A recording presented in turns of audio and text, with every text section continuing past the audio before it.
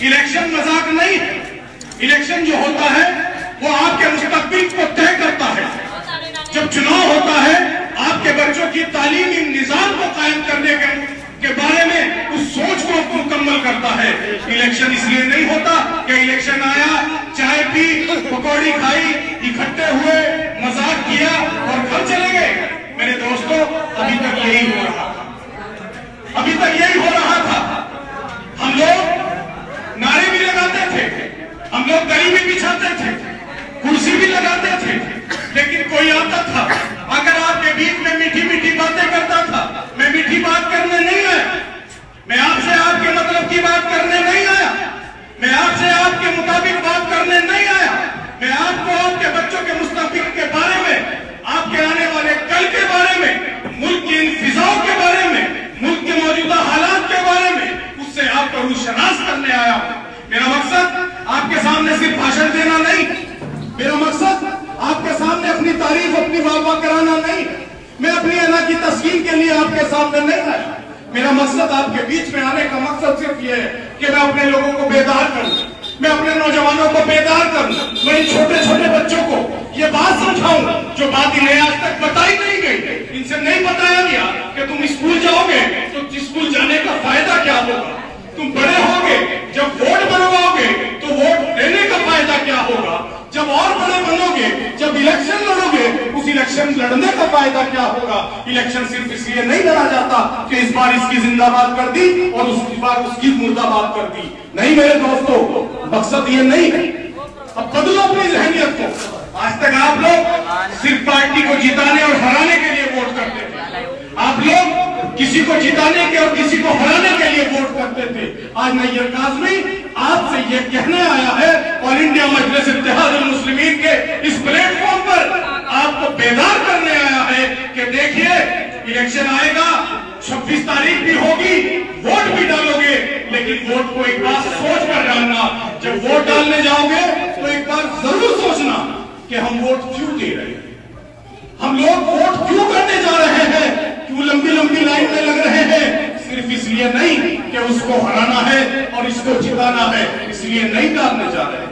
आज नैयर काज़मी आपसे यह कहने आया कि हम लोग वोट इसलिए डालने जाएंगे, हम लोग इसलिए वोट करेंगे शहबाज राणा को, हम लोग इसलिए वोट देंगे अपनी बहन सरिता को, हम लोग इसलिए वोट करेंगे अपनी बहन को कि हमारे बच्चों का मुस्तकबिल बदले, हमारे बच्चों का मुस्तकबिल बदले,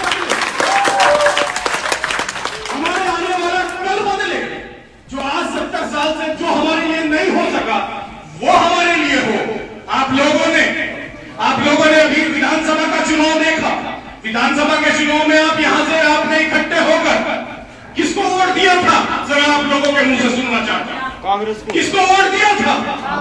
कांग्रेस को वोट दिया था। एक मुसलमान ने कांग्रेस को वोट दिया था। किसको जिताया था? क्या नाम था उस विधायक का? रवि बहादुर। कौन से समाज से आता था? वाल्मीकि समाज से आते थे।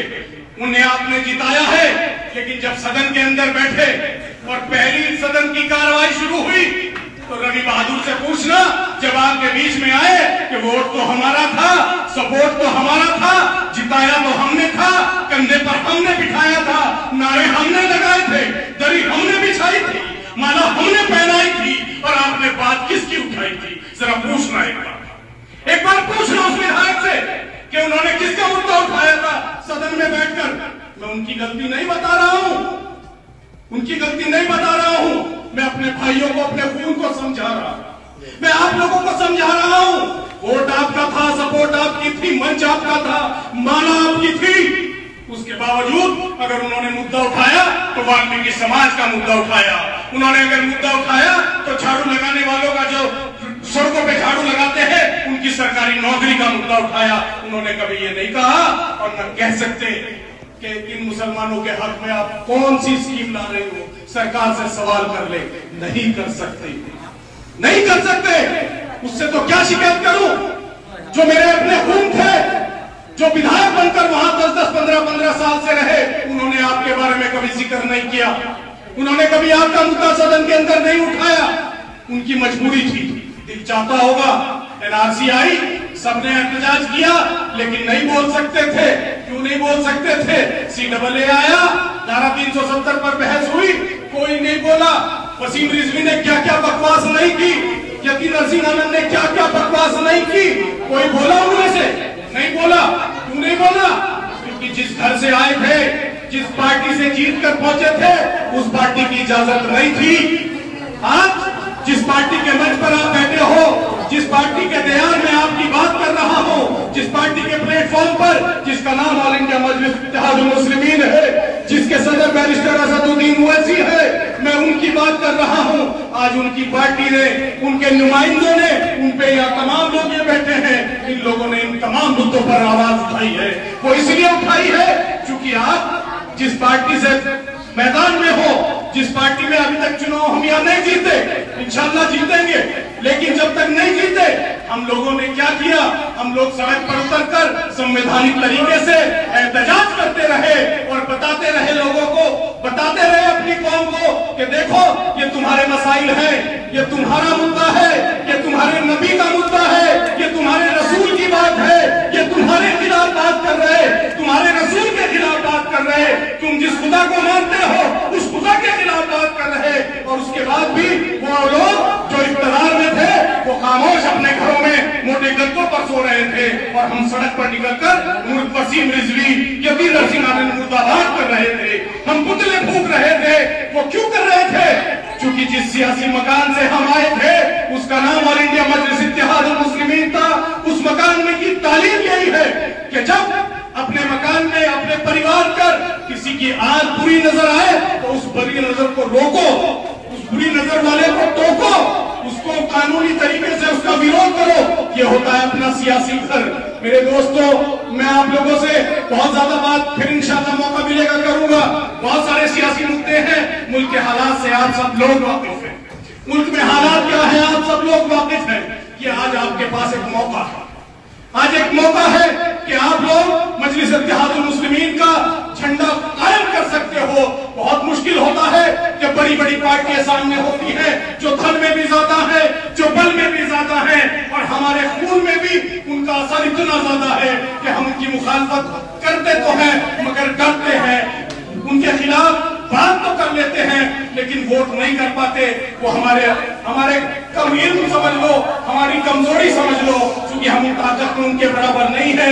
हमारे ईमान की कमजोरी समझ लो कि हमारा ईमान इतना कमजोर है कि हमें यकीन जिस अल्लाह पे करना चाहिए था हमें उस पर यकीन नहीं रहता। हमें अपनी अकल पर यकीन होता है, अपनी आंख पर यकीन होता है कि हमने अगर इसे वोट दिया तो वो जीत जाएगा और वो हार जाएगा, अगर हमने इसको वोट दिया इसका फायदा हो जाएगा और उसका नुकसान हो जाएगा। लेकिन कभी ये नहीं सोचा कि मेरा फायदा और नुकसान कहने में है, इसके और उसके फायदे में रह गए। आज नैयर काज़मी और ये तमाम जमात आपके सामने इस गांव में इस रात के अंधेरे में आपसे एक बात कहने आई है कि मेरे दोस्तों, सिर्फ प्रधानी, पीडीसी और जिला पंचायत के चुनाव में नहीं, हर चुनाव में एक बार आजमा कर देखो। अपनी क़यादत का मजा आपको इसी चुनाव से आ जाएगा।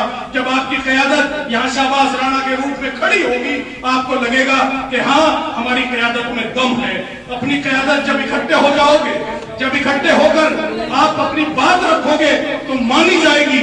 लेकिन जब तक हम मुंतशिर रहेंगे, हम बिखरे रहेंगे, हम अलग अलग रहेंगे, कोई किसी को अच्छा बताएगा, कोई किसी को अच्छा बताएगा। मेरे दोस्तों, हमने आज तक क्या किया है? हमने कभी बसपा को वोट दिया है, कभी सपा को वोट दिया है, कभी कांग्रेस को वोट दिया है, लेकिन कभी ये नहीं सोचा कि हम इनसे वोट तो दे रहे हैं, लेकिन वोट देने के बाद हम इनसे क्या चाहेंगे, हमारा ज्यादा से ज्यादा काम क्या होता है, हमारा थाना, पुलिस, नाली और सड़क।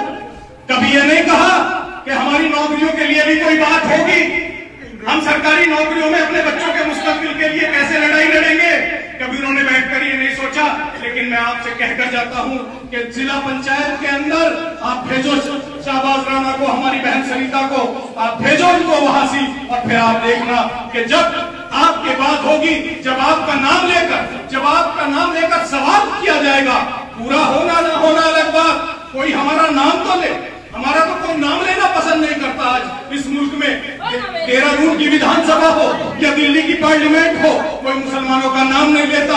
एक इस शख्स को छोड़कर, अल्लाह इस शख्स की उम्र में बरकत दे, इस शख्स को छोड़कर, बैरिस्टर असदुद्दीन ओवैसी को छोड़कर दिल्ली की पार्लियामेंट में कोई हमारा नाम भी नहीं लेता। बहुत 25-26 मुसलमान वहां मौजूद है, अलग अलग पार्टियों से वहां मौजूद है, लेकिन क्या है, कोई आपका नाम नहीं लेता। आप पर जुल्म कितना हो रहा हो, आपके साथ आपको लिंच कितना किया जा रहा हो, चाहे गोश्त के नाम पर किया जा रहा हो, चाहे नारा लगवाने के नाम पर किया जा रहा हो, चाहे नस्ल के नाम पर किया जा रहा हो, चाहे दाढ़ी और टोपी देखकर किया जा रहा हो, चाहे आपके पहनावे और आपकी शक्लों को देखकर किया जा रहा हो, लेकिन कोई आवाज उठाने वाला नहीं है, कोई हक की बात करने वाला नहीं है। मुसलमान तो वहां बहुत सारे, मुसलमान बहुत सारे बैठे हैं। वैसी साहब बता रहे थे कि जब बाबरी मस्जिद का मामला आया तो मैंने सबके पास किया और मैंने 23 MP मौजूद थे, मुसलमान अलग अलग पार्टियों से थे, मैंने सबकी कुंडी खटखटाई और सबसे जाकर मिला और उनसे कहा इस बात को कि देखो तुम्हारा भी खुदा वही है जो मेरा है, तुम्हारे भी रसूल वही है जो मेरे हैं, तुम्हारा भी कुरान वही है जो मेरा है, तुम्हारी भी हदीस वही है जो मेरी है, तुम्हारी भी शरीयत वही है जो मेरी है। तो फिर इस शरीयत के मुद्दे पर मेरे साथ खड़े हो जाओ सदन के अंदर और मुखालफत करो इस मुद्दे पर। लेकिन मेरे दोस्तों अफसोस, वो कह रहे थे कि मैंने अपनी जिंदगी में कभी अपने आप को अकेला महसूस नहीं किया। जब मैंने अपने वालिद को कब्र में उतारा मैंने उस वक्त भी अपने आप को अकेला महसूस नहीं किया, लेकिन जब ट्रिपल तलाक पर, बाबरी मस्जिद के मुद्दे पर जब मैं सदन में खड़ा रहा और मैंने अकेले खड़े होकर विरोध किया और वो तमाम लोग बैठे रहे, तब मुझे एहसास हुआ कि काश मैं एक के बजाय यहाँ 9 होते तो हम ये बिल पास न होने देते। आपकी शरीयत में मुदाखलत की जाती है, 3 तलाक का बिल पास किया जाता है, 25 MP मौजूद होते हैं, कोई बोलने वाला नहीं, कोई आपकी बात रखने वाला नहीं, कोई आपका नाम लेने वाला नहीं, पूरे सदन के अंदर। फिर आप किससे क्या उम्मीद करोगे? क्या सिर्फ वोट देने की मशीन बने रहोगे कि सिर्फ हम वो आएंगे और हम अपने घर बिठाएंगे, माला पहनाएंगे, कुर्सी बिछाएंगे, दरी बिछाएंगे, नारा लगाएंगे, वोट डाल देंगे बस? मेरे दोस्तों अब इकट्ठे होकर देखो, अब आपके पास आपकी पार्टी है, अब आपके पास आपका नेता है और ऐसा लीडर है जो ऐसा लीडर हिंदुस्तान की तारीख में अभी तक कोई पैदा नहीं हुआ। दलितों में एक लीडर आया था जिसका नाम डॉक्टर B.R. अम्बेडकर साहब था। B.R. अम्बेडकर साहब ने भी वही काम किया था, उन्होंने उस सोती हुई कौम को, उस मजलूम कौम को जगाने का काम किया था, जो काम आज बैरिस्टर असदुद्दीन ओवैसी कर रहे हैं। मेरे दोस्तों आज नहीं तो कल आपको उनकी बात माननी पड़ेगी। आपको एहसास होगा कि वो आदमी सच बोल रहा है। टीवी का मंच हो तो हक बोलता है, पार्लियामेंट हो तो सच बोलता है, पब्लिक के बीच में मंच पर हो तो हक से आंख नहीं चुराता। मेरे दोस्तों और इससे बड़ा सबूत अपने किसी लीडर के लिए और क्या होगा जो इस बुरे दौर में आपकी रहनुमाई कर रहा हो, जो इस बुरे दौर में कि जब किसी के खिलाफ कुछ बात कीजिए अगले दिन उसके घर कुछ ना कुछ ईडी वीडी जांच पांच सब शुरू हो जाती है। उस हालात में वो आदमी हक से मुंह नहीं मोड़ रहा है, क्योंकि उसका यकीन उस अल्लाह पर है कि अल्लाह जो चाहेगा वो होगा, अच्छा चाहेगा तो अच्छा होगा और बुरा चाहेगा तो बुरा होगा। मेरे दोस्तों मैं तो अल्लाह से यही दुआ करता हूँ, क्योंकि आप देखना कि ये फूल की एक माला है, आज इसके ये कहीं भी डाल दो, इसके ऊपर पैर रखकर नहीं जा सकता आदमी। एक फूल तोड़ो और इसे इधर डाल दो, 2 उधर डाल दो, 4 उधर डाल दो, लोग मसल कर निकल जाएंगे। जब ये माला होगी, इस माला को कोई पैर नहीं रख के जाएगा, या तो इसको उठाकर ऊपर रख देगा या किसी के गले में पहना देगा। और मैं यही दुआ करता हूँ कि ऐ खुदा अब तू ये मौजज़ा कर दे, ऐ खुदा अब तू ये मौजज़ा कर दे, हौसला दे के समंदर के हवाले कर दे, हौसला दे के समंदर के हवाले कर दे। और हम तो मोती हैं, बिखरे हुए रहते हैं, हम तो मोती हैं, बिखरे हुए रहते हैं। इल्तिजा है कि धागे के हवाले कर दे, इल्तिजा है धागे के हवाले। मेरे नौजवान साथियों, प्यारे बच्चों, जिस दिन इस धागे के हवाले हो जाओगे उस दिन माला बन जाओगे। सियासत की दुनिया में अगर तुम्हें अलग अलग रहना है तो इसी तरह मसले जाओगे, पैरों के नीचे मसल दिए जाओगे, लेकिन जिस दिन इकट्ठे होकर इस माला की तरह जुड़ जाओगे उस दिन तुम्हें कोई नजरअंदाज नहीं कर सकता। उस दिन तुम्हें पहना सकता है, तुम्हें चढ़ा सकता है, लेकिन तुम्हें पैरों के नीचे नहीं कुचल सकता। मैं आप लोगों से कहता हूं कि मेरे दोस्तों, पढ़ो अपनी तारीख को, पढ़ो अपने बैरिस्टर साहब को सुनो। जहां तक मेरी आवाज जा रही, मेरी इज्जतदार माँ और बहनें, जहां तक मेरी आवाज जा रही है, मैं उनसे गुजारिश करता हूं कि वो बैरिस्टर साहब को अपने अपने मोबाइल में सुने, उनकी तकरीरों को सुने, उनकी बात को सुने, उस पर आप गौर करो कि एक सच्चा आदमी, एक ईमानदार आदमी इससे ज्यादा बेहतर बात नहीं कर सकता। जब वो आलिमों में बैठता है तो लगता है कि बहुत बड़ा आलिम है, जब पार्लियामेंट में बैठता है तो लगता है इन सब एमपीओ को। एक पत्रकार ने तो कहा था कि जब बैरिस्टर असदुद्दीन ओवैसी पार्लियामेंट के अंदर अपनी बात रखते हैं तो ऐसा लगता है कि कानून का प्रोफेसर पढ़ा रहा है और ये कानून के बच्चे क्लास ले रहे हैं। कानून का प्रोफेसर बैरिस्टर असदुद्दीन ओवैसी को बताया था, वो भी एमपी है और लोग भी एमपी है, लेकिन उनकी काबिलियत के लिए, उनकी बात को देखकर, उनके फैक्ट्स को देखकर, उनकी सच्चाई को देखकर मैं आप लोगों से गुजारिश करता हूं, चूंकि बार बार किसी कौम में लीडर नहीं आया करता, बहुत सालों के बाद एक ऐसा लीडर आया। आप लोग तो मुझसे बड़े हैं, आप लोगों ने देखा होगा कि जब आजम खान कभी यहाँ आए होंगे, समाजवादी की बात की होगी, आजम खान ने आकर कहा होगा कि मैं आपसे, अपनी कौम से समाजवादी के लिए वोट मांगता हूं। गुलाम नबी आजाद आए होंगे, सलमान खुर्शीद आए होंगे, आकर कहा होगा मेरी कौम के लोगों कांग्रेस को वोट दे दो, कांग्रेस जीत जाएगी, हमारा भला होगा। नसीमुद्दीन सिद्दीकी आए होंगे, उन्होंने आकर कहा होगा बहुजन समाज पार्टी को वोट दे दो। लेकिन मेरे दोस्तों, किसी ने आकर ये नहीं कहा होगा कि अपने बच्चों के मुस्तकबिल को वोट दे दो, कि अपनी पार्टी को वोट दे दो।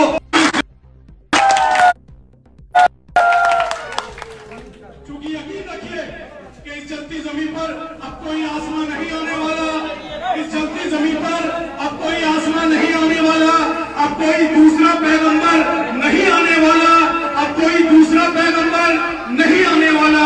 और प्यास कहती है कि अब रेत निचोड़ी जाए, प्यास कहती है कि अब रेत निचोड़ी जाए, अपने हिस्से में कोई और समंदर नहीं आने। लगा गर्म है, ये हम लोगों की कोई काबिलियत इसमें नहीं है। मेहनत तो बहुत लोग करते हैं, जद्दोजहद बहुत लोग करते हैं, नस्लें गुजर जाती है, लेकिन आज अल्लाह ने हमें अच्छा ईमानदार सच्चा प्रत्याशी दिया और जिसने वादा किया कि मैं आपके साथ रहूंगा, मेरी जुबान पर यकीन कीजिए, तो इंशाअल्लाह उल अजीज मैं आप लोगों से यही गुजारिश करता हूँ कि आने वाली 26 तारीख पे, कल शायद चिन्ह भी मिल जाएगा, कल हमारा जो चिन्ह होगा, क्योंकि जिला पंचायत में पार्टी का चिन्ह नहीं होता, जिला पंचायत में अलग अलग चिन्ह आते हैं, जो निशान होगा वो आपको पता चल जाएगा। आप उसको बैरिस्टर साहब का निशान समझना और उस निशान समझकर उस पर वोट करना, और फिर देखना आप इस बात को जरूर याद रखिएगा कि उसूलों पर जहां जाए टकराना जरूरी है, उसूलों पर जहां जाए टकराना जरूरी है। जो जिंदा हो तो फिर जिंदा नजर आना जरूरी है, जो जिंदा हो तो फिर जिंदा नजर आना जरूरी है। और रिवायत ही बताती है, नई उम्र ये क्या जाने कहां से बच के चलना है, कहां जाना जरूरी है। मैं आप लोगों से यही गुजारिश करता हूं कि आपको कहां जाना जरूरी है, वो इधर जाना जरूरी है। अब आप सिर्फ शहबाज राणा के लिए नहीं, सिर्फ नैय्यर आदमी के लिए नहीं, सिर्फ मज़ाहिर के लिए नहीं, सिर्फ परवेज के लिए नहीं, बैरिस्टर असदुद्दीन ओवैसी के लिए, वो आपकी लड़ाई हर जगह लड़ रहा है, वो आपकी लड़ाई हर मंच पर लड़ रहा है। मेरे दोस्तों, आप यहाँ से अपनी सीट जिताकर आप एहसास करो उस शख्स को कि ओवैसी साहब आप वहाँ हमारी लड़ाई लड़ रहे हो, हम हरिद्वार में आपकी लड़ाई लड़ रहे हैं, जिताओगे इंशाअल्लाह।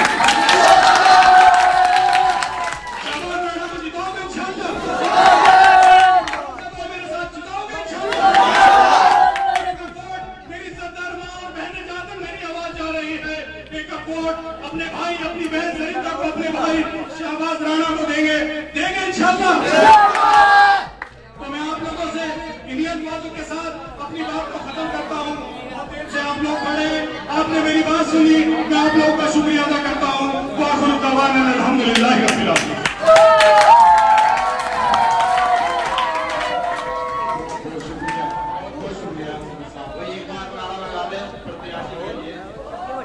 शहबाज राणा साहब। दुनिया की हर खबर देखने के लिए सस्ता मीडिया को सब्सक्राइब करो और साथ में बेल आइकन को दबाएं ताकि लेटेस्ट वीडियो सबसे पहले आप तक